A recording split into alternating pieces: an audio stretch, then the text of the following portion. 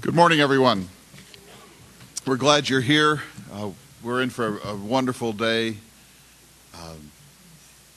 Tonight is going to be just a marvelous evening here, and Hal Cannon will be performing with banjo and guitar and telling stories and doing commentary, and it'll be a wonderful evening, and there's a surprise guest, and so we want you to come back tonight and bring your friends. It's really a great opportunity for the people of Western North Dakota to hear from the founding director of the Western Folklife Center in Nevada. And one reason that I don't want to get in the way of Oakley Thoney's introduction of Hal, but I just want to say a word about Hal Cannon. You know, my mother and I have known Hal for 20 years now, more probably, and when he began the annual Cowboy Poetry Gathering, and he would be the first to say he wasn't alone, but when he created it out in Elko, Nevada, it was just a small function, had a lot of loyal friends and so on, and has grown over the years into the world's premier cowboy poetry festival and gathering. They have a humanities keynote lecture every year, often by really extraordinary people of national and international reputation, tracing the roots of cowboy culture in different continents, different nationalities and ethnic groups and traditions. It's really something. And so when we began the Roosevelt Center here 8 years ago, we were self-consciously thinking of the work of the Cowboy Poetry Festival, but also more importantly than that festival aspect of it, the deep scholarship that stands behind all that's done out at Elko. If you've never been to the annual Cowboy Poetry Gathering at Elko, you really owe it to yourself some late January to go out there. It's 3, 4, 5 days of just unbelievable joy. You hear cowboy poets, including our own Bill Lohman and Rodney Nelson from North Dakota and others, but they come from all over the world. There are open mic sessions, so that if you're a cowboy poet, you can go and recite. There are workshops. It's really just an amazing event. A couple quick things before we start. We need to stay on schedule. It's really hard to stay on schedule. You'll probably notice that we reprinted all of the interpretive captions for the photographs. People were saying that they couldn't see them, and nor could we. So take a look at those. There were also a couple little typos that we fixed. My favorite of all Roosevelt photographs, and he's one of the most photographed people in American history up till his time, is this one right up here, Roosevelt reading. So take a look at that. He's in Colorado on the western slope in 1905. He's the president of the United States. He's out hunting cougars, and there are wonderful stories that go along with it. But he's sitting there in this open door of this rustic cabin reading. It's so Roosevelt. Comes right back to what Stephen Levine was saying last night. He never went anywhere without a book. He was a voracious reader. He seems to have read a book a day, which sounds impossible, but the evidence appears to bear it out. And what I love about this photograph is that there's a dog. You'll see a dog on his lap. He met that dog on this trip, and it was given to him, and he took it back to the White House, and it joined the menagerie of animals at the White House, which included a badger from Kansas and a snake called Emily Spinach and a parrot that said, "Hooray for Roosevelt," and so on and so forth. So this is what I love, that he goes out to Colorado as president, finds a dog that likes him, and then takes it. And takes it back to his children, and there's a wonderful letter that he wrote to his children saying, "This dog is called Skip. I think I'll bring it back." So those are there. People have been asking about the streaming. This is being streamed live, so if you have friends elsewhere that would be interested in seeing any of the presentations, they can do that by going to our website, theodorerooseveltcenter.org. And people have asked about previous symposia, and almost every lecture ever given on this stage per Roosevelt is on our website, archived. The first year we only have excerpts, but after that it's 100% of all of the performances and lectures. So if you're interested in going back and seeing what Patricia O'Toole said about Roosevelt, or H.W. Brands or Douglas Brinkley, just go to our website, and it's easy to negotiate, and you'll find those previous lectures, and then you can get to these in a few weeks after this event. I think that covers the announcements. We'll have a break here at 10, so I want to get right to it. To introduce our morning keynote, another of our TR scholars, and this time it's Oakley Thoney, also from Broadus, Montana. Oakley.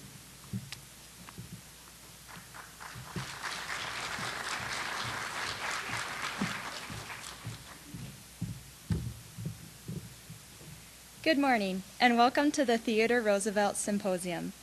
I am Oakley Thoney, a fifth-year senior from Broadus, Montana, majoring in accounting. Hal Cannon is a songwriter, musician, radio producer, and folklorist from Virgin, Utah. Located in the heart of the West, Hal has spent much of his time researching and performing 19th century music from the area. Hal has received several awards for his work, including 2 Emmy Awards, 3 Wrangler Awards from the Cowboy Hall of Fame, the 1998 Will Rogers Lifetime Achievement Award, and 2 Utah Governor Awards. Hal's love for music has led him to co-produce almost 100 features for public radio. This includes his most recent, In the Footsteps of John Lomax, for Australia's Radio National. It is this recent production that brings Hal here today. His work and research on John Lomax showed Lomax and Theodore Roosevelt had a common bond. This was preserving the cowboy culture of the American West. Please welcome Hal Cannon.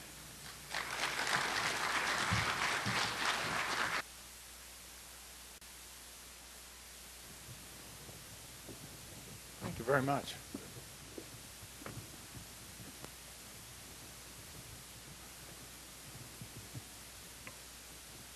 Good morning. I'm so disappointed to hear that that was just a homesteader's cabin. I thought it was an outhouse. One of the better places to read.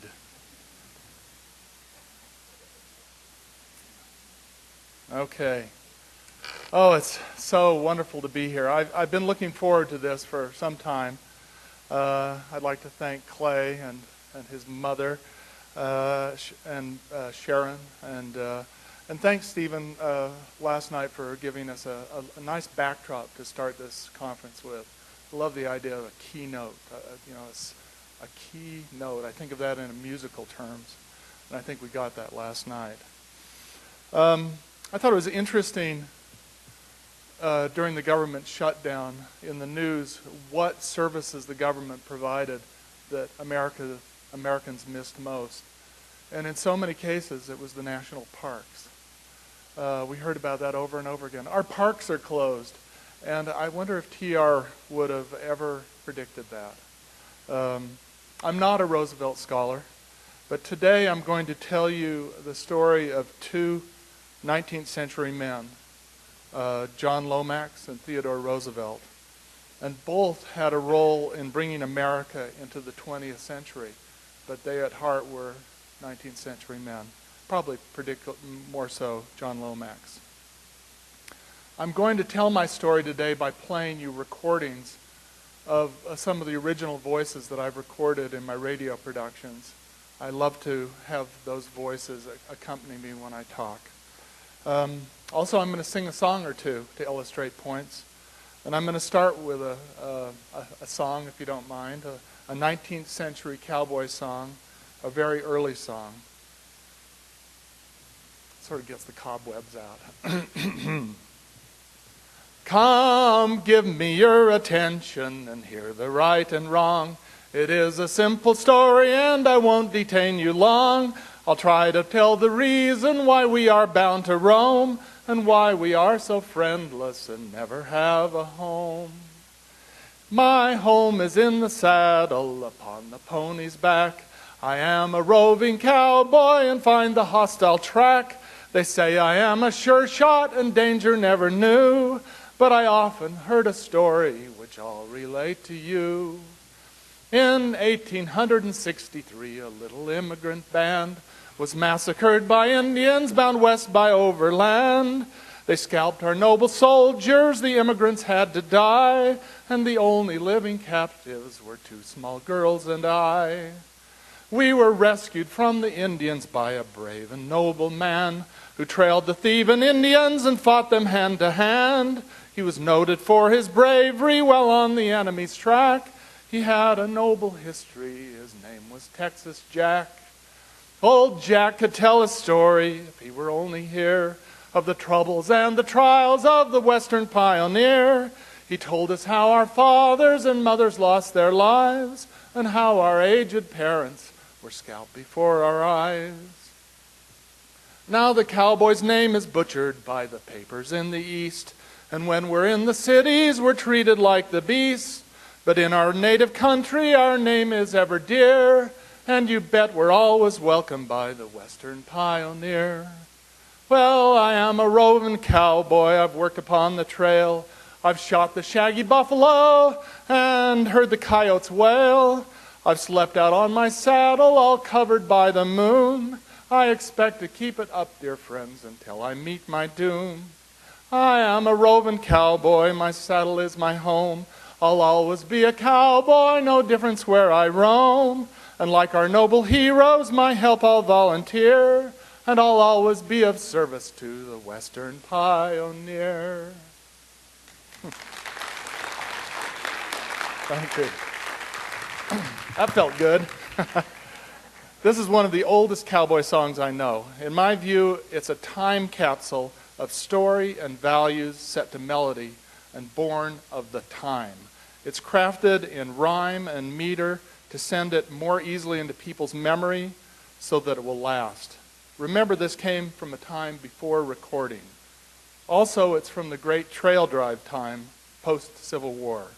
Remember those words, the cowboy's name is butchered by the papers in the East, and when we're in the city, we're treated like the beast. And yet, the story is a hero's story. And it's from a hero's perspective, from the inside. And this is not new to cowboys of the 1870s, nor is it just an American invention. It's not, in most cultures worldwide, there's a nobility to a life on horseback. Also over the globe, there have been long-standing poetic and musical traditions born of pastoralism and the culture of transhumance. But there was a shift in America's attitudes towards the cowboy. Wallace Stegner observed, and I quote, "The image of the cowboy before Roosevelt, Remington, and Worcester remade it,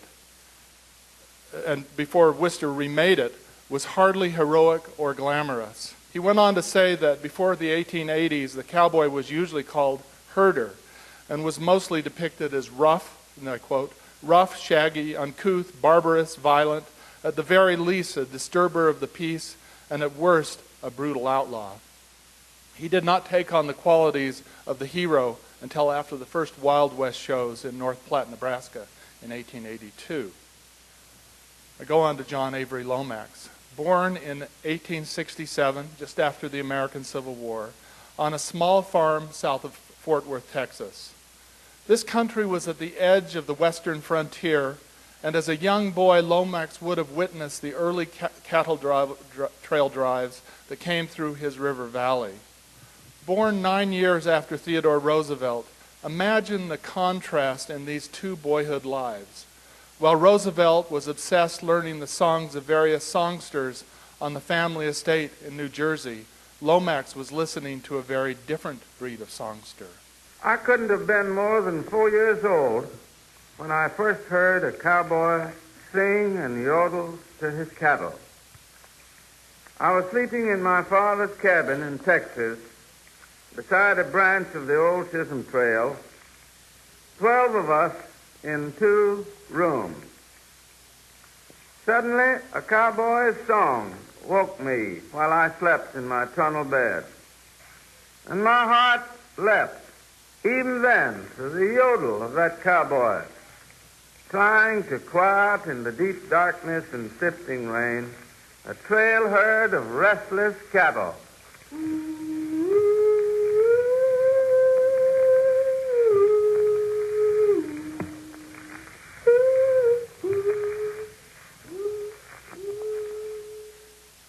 As the cowboys drove the cattle along, they sang, called, and yodeled to them. They made up songs about trail life. I began to write down the words of these songs when a small boy.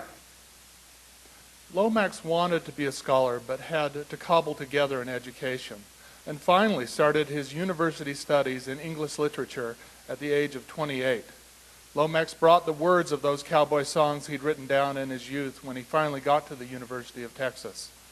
He reported that when he first submitted a paper containing cowboy songs, the professor made a note calling his study cheap and unworthy. So Lomax took the collection behind the men's dormitory where he burned it. He persisted, though. After gaining a teaching position at Texas A&M, he did not stay long, and in 1907 was admitted to Harvard for graduate school. There he studied with the noted professors Warrett Wendell and George Lyman Kittredge, who encouraged him to go back to Texas and collect cowboy songs in earnest. By the early 1900s, America was changing so drastically. People were moving to cities, so Lomax believed he was in a race against time to preserve the voices of these early cowboys. Back then, it was radical to think that the creative contribution of common working people had any value whatsoever. He started sending out queries to newspapers, wrote hundreds of letters, and lectured far and wide asking people to contribute to his quest in collecting cowboy songs. And he set off on the road. In 1909, I went to the Cattlemen's Convention in Fort Worth, Texas. One night I found myself in the back room of the White Elephant Saloon. I carried with me a small Edison recording machine that used wax cylinders. Instead of a microphone, I used a big horn, which the cowboys usually refused to sing into. Oh, bury me not on the lone prairie. These words seem low and mournfully. From the palace of sovereignty to lay on his dying bed at the nose of day. Lomax finally had a manuscript almost ready for publication. However, his publishers were nervous that the literary book-buying public would take little interest in the vernacular voice of cowboys. Though Lomax had never met Theodore Roosevelt, he had an idea that an endorsement by the president would help, and it was also within his reach. He tried to gain access to Roosevelt through his Harvard connections, but had little luck. As a last resort, he decided to go on a cowboy song collecting trip to the famous Cheyenne Frontier Days rodeo. Where it happened, Roosevelt was scheduled to be an honored guest. The roundhouse at Cheyenne is filled every night with loafers and bummers of most every plight. In their backs is no clothes, in their pockets no bills. Don't go away. Stay at home if you can. Stay away from that city. They call it Cheyenne. If I had obeyed the advice of this song and stayed away from Cheyenne, I would perhaps never have seen the famous Cheyenne rodeo, the grandfather of all rodeos. 20,000 people gathered to see the vivid exhibition of ranch life portrayed by working ranch hands. I had come not only to see how the experts roped cattle, milked wild cows, bulldog steers, and rode unbroken horses, but also to collect the songs of the cowboys. Sure, Lomax was there to collect the songs of the cowboy, but other things were going on that weekend of 1910. For instance, my wife Teresa Jordan's family had traveled into Cheyenne from their ranch 50 miles away. And incidentally, my wife Teresa became Miss Frontier of that same rodeo 60 years later. I'm married to a rodeo queen. Isn't that cool? The Cheyenne state leader reported that the town was, quote, filled with dash and vim and scores of thrills and many amazing developments, unquote. Colonel Roosevelt, which he preferred being called at that point after his presidency, had been invited by Governor B.B. Brooks and rancher Senator Francis E. Warren. Saturday started with a parade with the 9th and 10th U.S. Cavalry, black troops, then the 11th Infantry, followed by field artillery with long strings of mules with jack guns on their backs.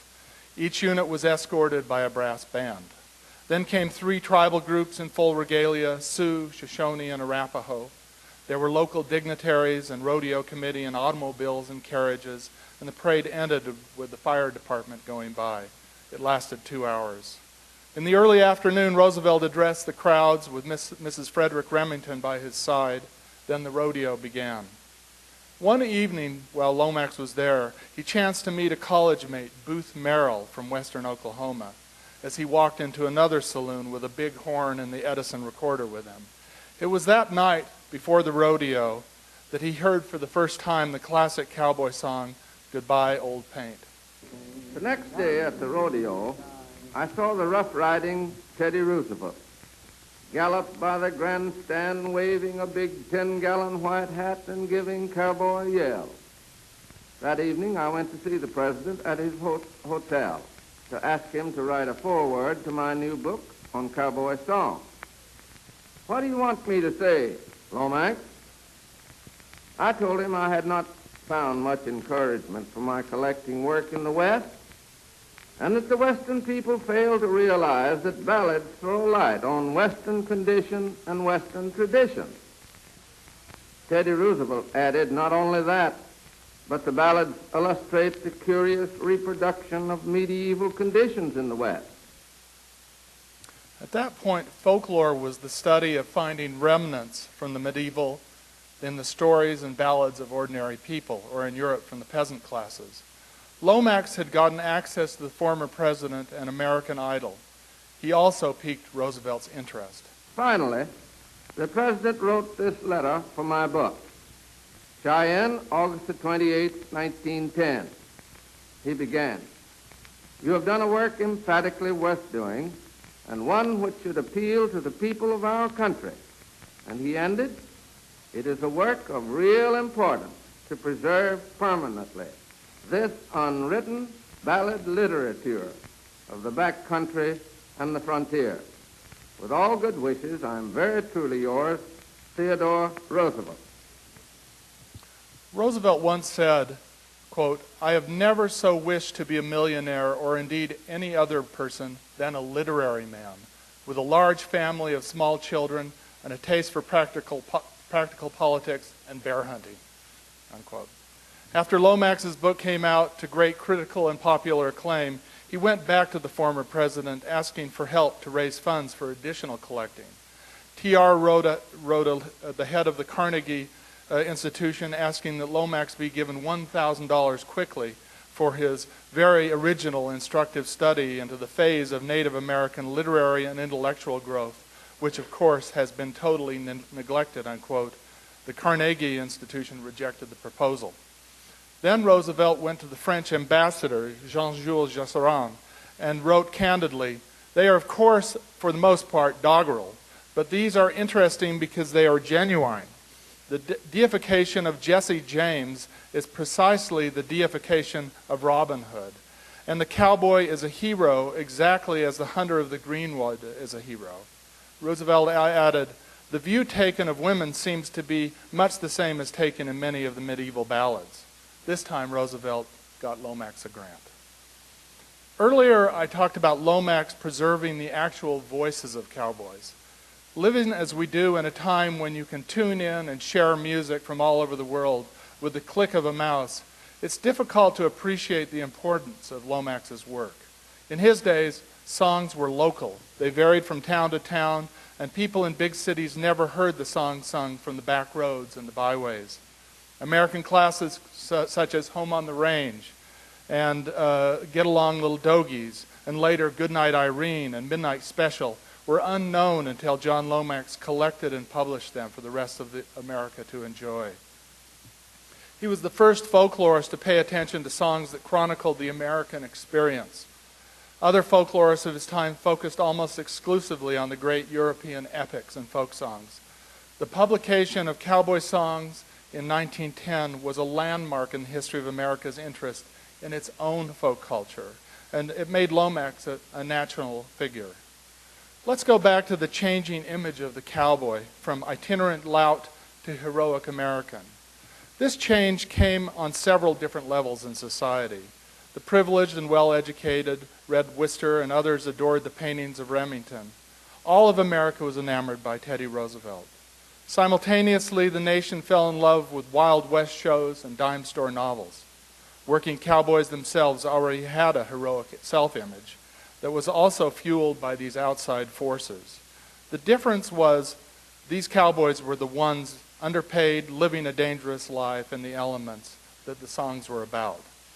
It was that voice, based on reality, that Lomax recorded. The Irish have a saying, "The victors write the history, the vanquished write the songs." Theodore Roosevelt did not need to be a cowboy, and in that life he found essential values. I'm struck by the value he put on the right for Americans to have a romantic vision of life. He once said, quote, "Cherish the natural resources, cherish the history and romance as a sacred heritage for your children and your children's children." The difference between Lomax and the others was that he was less an interpreter and more a documentarian. He was recording the voice of the actual cowboys, singing their songs, telling their stories. I'm not sure he understood the political and social power that had. I'd like to sing you another song I mentioned earlier. It's the old classic, "Goodbye Old Paint." When I'm singing this version based on the original Lomax recording, I'd like you to listen and try to think about who sang this song originally. Where did they come from?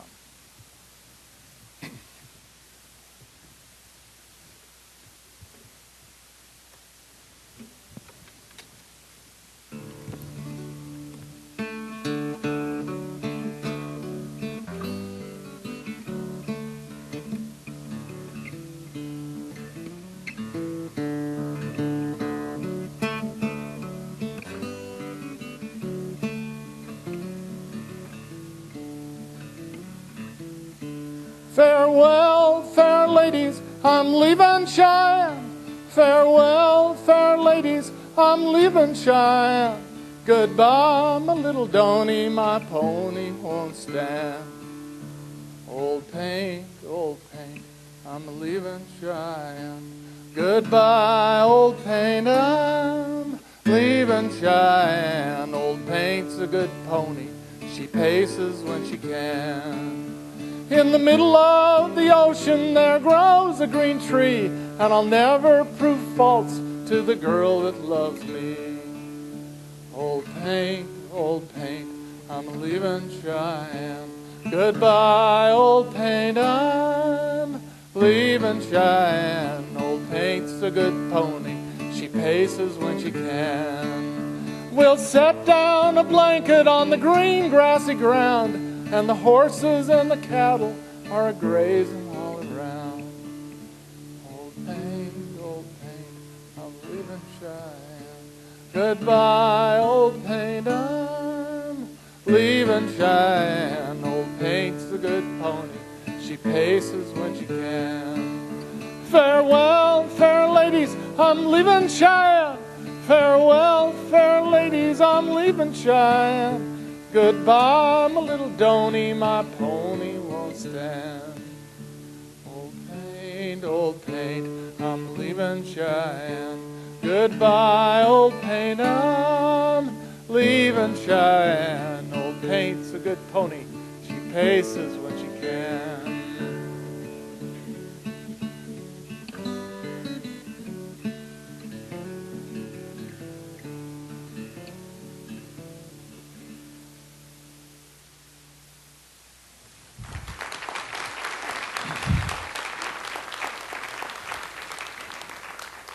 Thank you.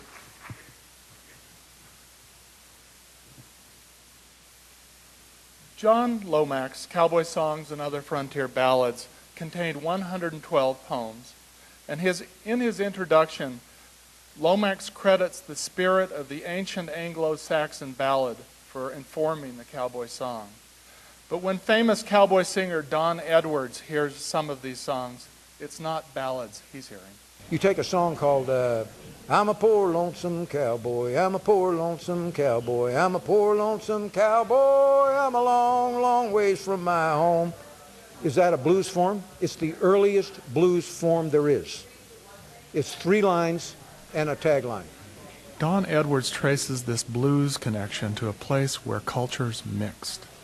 If you go down deep South Texas, where this music really was born, down in the coastal bend down there, you had white cowboys, black cowboys, and Mexican vaqueros.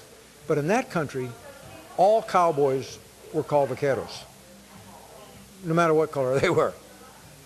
But down there, the white guys learned from the blacks and the Mexicans, who were very musical people.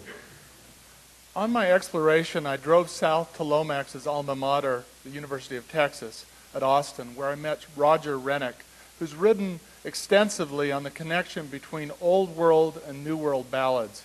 He says that while many cowboy songs are derived from British folk songs, some take a different course. Especially in the case of songs which are more elliptical, they don't tend to be as sequential and chronological in telling a story as the European ballads tend to do. They don't tend to be as expository, as detailed in who, what, where, when, how, why. They just sort of allude to their subject. Indeed, some scholars have called this a distinct African-American genre of the blues ballad, because it kind of synthesizes the more emotional blues approach to the more narrative kind of ballad approach. I was curious about that first recording of Goodbye Old Paint sung by Jess Morris, the very same one that I just sang to you. I wanted to find the families that held this song in their own legacy. I had a cowboy fiddler friend from Texas who had a direct tie to the song, and that led me to someone else who has history with this song. This is the original recording Lomax made. Lomax did credit some songs as coming from African-American cowboys, notably the famous Goodbye Old Paint, although he never recorded a black man singing it. My name's Rooster Morris, and that version of Old Paint, my great-uncle learned that from an ex-slave, Charlie Willis. I'm a leaving Cheyenne, farewell, fair lady. I'm a leaving Cheyenne, goodbye, my little Donny, my pony won't stand. Old Paint, I'm a leaving Cheyenne, goodbye, old Paint. You know, when you first listen to the song, the lyrics, you think, well, that doesn't make any sense, and then before you know it, you're seeing this wonderful movie in your mind of visions and things, and you can feel it. So They grow a green tree, but I'll never prove false to the girl that loves me. Old Paint, I'm leaving Cheyenne, goodbye, old Paint, I'm leaving Cheyenne. Old Paint's a good pony, and she paces when she can.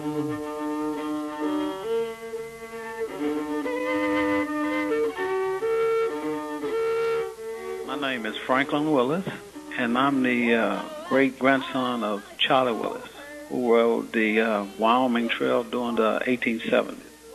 He had a knack for singing. He had a gift, if you will, because his voice was real soothing to the cattle, and this is why they wanted him to participate in these big cattle drives, you know, because he would sing to them and just kind of make them relax. Franklin Willis heard these stories passed down in his family, but there are no recordings of his great-grandfather or even his father, who was also a singing cowboy. But that ancient recording Lomax made of Jess Morris pays homage to the former slave and to a larger experience of those early cowboys working out in the heat and cold for $1 a day. Out of that hard reality was born the iconic cowboy. That's why, for Professor Mike Searles, the face and music of the West needs to be represented accurately. Many people view the American West as the birthplace of this country. If they only see it as a birthplace of white America, it means basically all other people are, in a sense, interlopers. They're not part of the core of what makes an American. But if they understand that African Americans were cowboys, even Native Americans were cowboys, Mexicans were cowboys, that it really, in a sense, opens the door for us to think about America as a multi-ethnic, multi-racial place, not just in the last decade or not in the last century, but from the very beginning. In addition to cowboy songs, even ones that were part of the Anglo-Saxon legacy, Lomax had a lifelong fascination with African-American folk songs. particularly the blues. These two passions drove Lomax to what many consider his greatest achievement, the collection of more than 10,000 recordings for the Archive of American Folk Song at the Library of Congress. The bulk of these recordings were made in the 1930s when he and his son Alan Lomax traveled more than to a dozen states and clocked tens of thousands of miles with a portable phono recorder, which weighed more than 300 pounds. Lomax was in a race against time when he made these recordings. He believed the emerging technologies of his day, namely radio and recorded sound, were creating a mass culture that was erasing what he valued most, folk music in its purest form. Some of the best-known recordings were of old blues songs that harkened back to the hollers and work songs of the 19th century. Believing that authentic songs could only be found in places untouched by popular culture, he sought out African American singers in the most isolated communities that he could find, prisons. He roamed the penitentiaries of the South, relentlessly negotiating with prison wardens and guards for access to convicts. He recorded thousands of songs by hundreds of prisoners, most famously Huddie Ledbetter, otherwise known as Leadbelly. Lomax's recordings made Leadbelly a national sensation and brought the blues to a consciousness of songwriters of the day, sowing the seeds of the musical revolution that would follow two decades later, rock and roll. John Lomax was a 19th century man. Though he ushered in a new world, he could not abide by a racially equal America, and in his later years wrote things that embarrassed his loyal but politically defiant folklorist children, Alan and Bess. I knew Alan Lomax, but Bess Lomax Hawes, his youngest daughter, was my mentor. And though she's been gone a few years, I remember well interviewing her about what she saw as her father's motivation for doing this incredible work. When I hear her talking about her father, I also think about Theodore Roosevelt. We remember him for his brains, for his brawn, and his bravado. But there's something I find over and over in his dealings with people. And what that is he had a great heart. I'll end my talk with Bess Lomax's words about her father, and I think she could have been talking about Roosevelt as well. The kinds of things that my father saw happening were things that he felt were of enormous importance, and one of the major ones was this stream of creative commentary that he found first in the cowboy songs and later on in the songs of Southerners.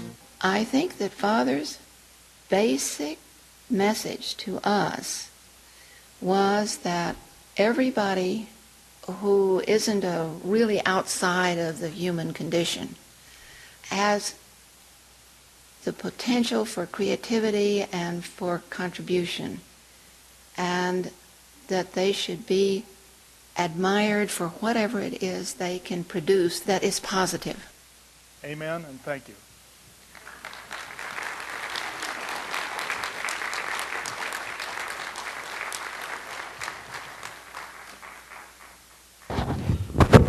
Thank you, Hal.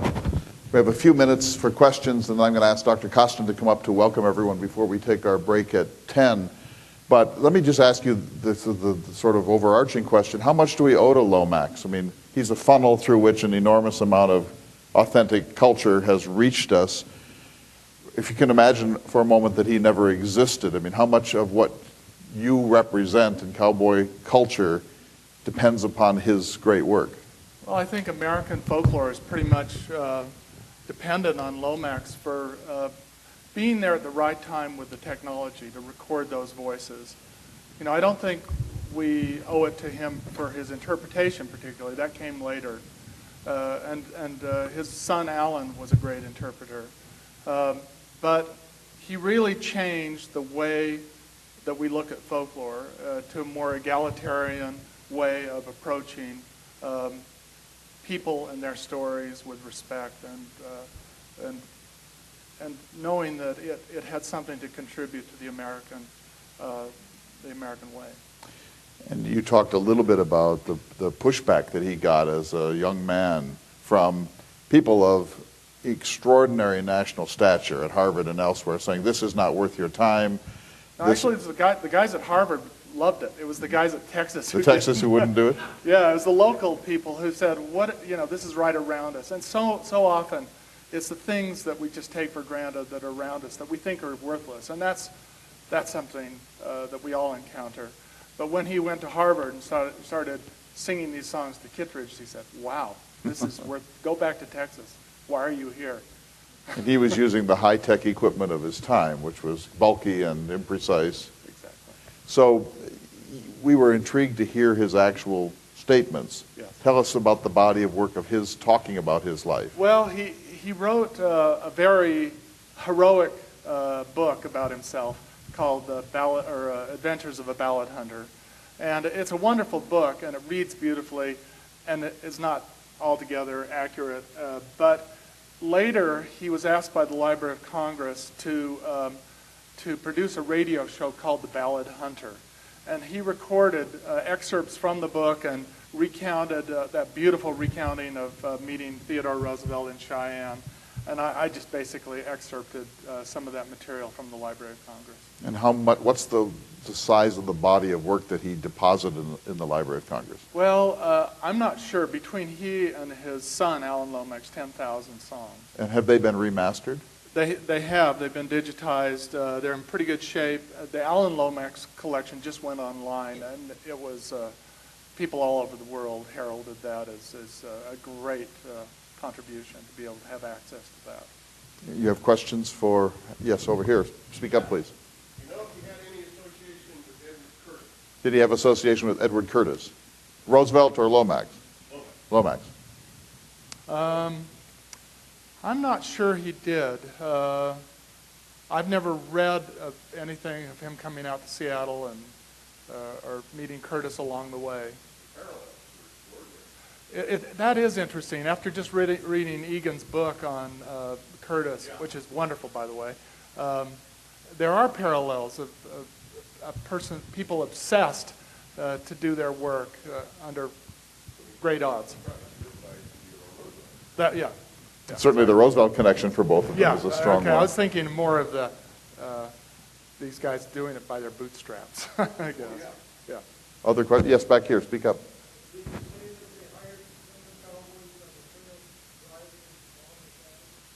Now that's an interesting question. Repeat the question. The question is, did they hire cowboys just for their singing abilities? And we actually heard that from Franklin Willis, saying that one of the major roles that his great-grandfather played was to sing to the cattle. You know, I'm not sure they did, and there's a lot of people that have poo-pooed the idea of settling cattle down with songs. But the fact is there's songs worldwide. Gurdjieff called them objective music, which is music that is made to do something objective, either to make you get into a spiritual state like hymns, but in so many cases in folk culture around the world, they're songs to animals. I recorded a woman in Mongolia who was singing to her yak as she was milking it. And through a translator, I asked her, and she said, "Watch, I'll sing the song, and the milk will come down." And she believed that her song helped the yak be a better milker. So who knows? And Roosevelt does write about this in one of the 4 books that he wrote about his time in North Dakota. He says that during these roundups, there would be cowboys that would do the perimeter and would sing or chant or recite to settle the herds. Now, that's pretty early to be, I mean, it sounds like he's not making that up. It sounds like he's observing something. No, it's actually really a big part of animal culture and herding culture that goes way back further than the American experience. Other questions? We should do a little more of that today, yes? Yes, back here.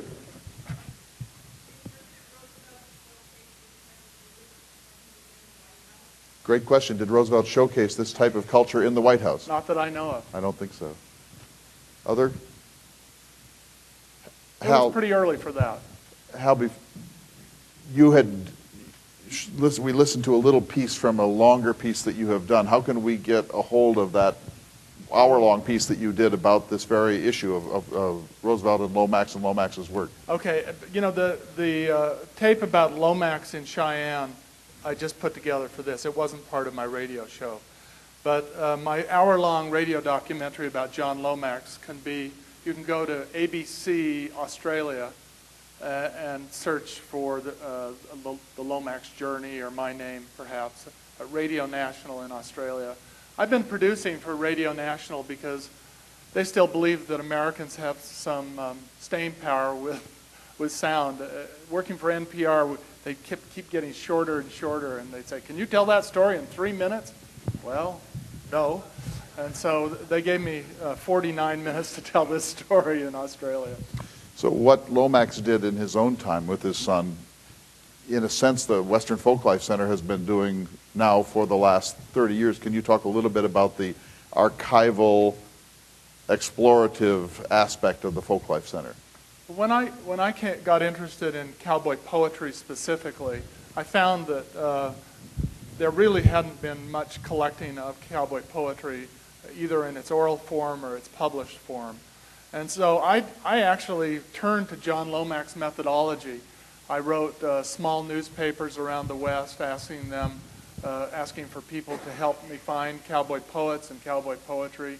And we started out really getting a grant to purchase all the books that we could find. There was so much ephemera around cowboy poetry at that point. It's become collectible now, but people were throwing it away, and we were losing a lot of this, not only to the memory, but just to the sort of the pulp nature of a lot of publications.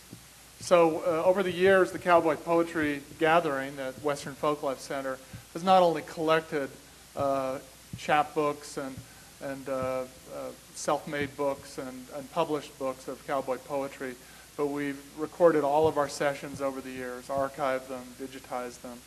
We, unlike a lot of institutions, all of our radio interviews are transcribed and archived. A lot of reporters just keep the finished program, but we keep it all. So you have this immense oral audio archive that will exist for forever, and you're transferring it to each new storage technology and so on. We're working at it like everyone else. It's a slippery slope. And needless to say, cowboy poetry is still being written. Yes, it is. It's an ongoing document of ranch life in America. Any other questions? Yes. Was cowboy poetry and singing part of the Wild West shows? You know, I don't know about that. I guess I mean what I'm aware of is the brass bands that went along with the shows, and they were loud enough to be playing outside. So I imagine it was more bands, and you would have heard the cowboy poetry and the music after the show in the tents and in the trailers and such. So as we close, Hal, tell us the dates of the 30th Annual Cowboy Poetry Festival. Okay. The National Cowboy Poetry Gathering is always the last week in January. I do have a few brochures if you're interested, and I'll be around the next 2 days and would love to meet people and talk, and I do have a little bit of literature on it. And rooms can still be had in Elko? Oh, yeah. Yeah. Hal Cannon. Thank you so much. Thank you.